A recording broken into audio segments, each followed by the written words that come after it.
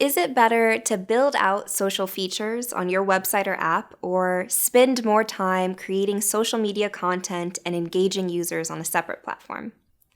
As UX professionals, we generally have more control over social features on our products rather than the content creation or management of our organization's social media presence.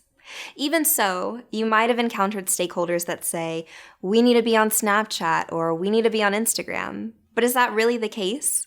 Social features include components like news feeds or user profiles, and capabilities like following other accounts or liking, commenting, and sharing content.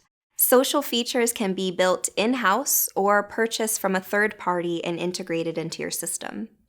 The nice thing about having social features on your product is that you're fostering a community within your own realm, with users that are likely already somewhat loyal, or else they wouldn't have an account on your site. In a sense, you're not really competing with other organizations like you would be on a social media platform.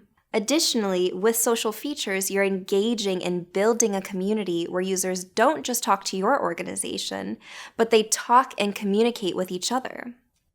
Though on the other hand, social media platforms have a much larger reach in terms of audience, and you're not really faced with those same development costs that come with building social features.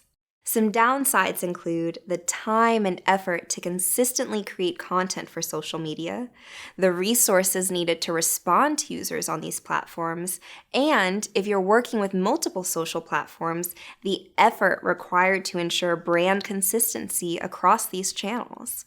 Generally speaking, it's good to have some social media presence, but as a researcher, you'll need to do some discovery work to try and understand what your customers need and how they want to interact with your organization.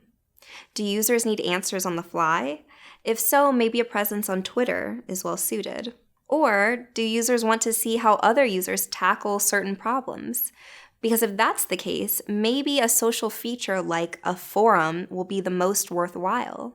Before creating a social media account for your organization just because someone told you, we need one, consider what the user need is and use that data to inform your social strategy.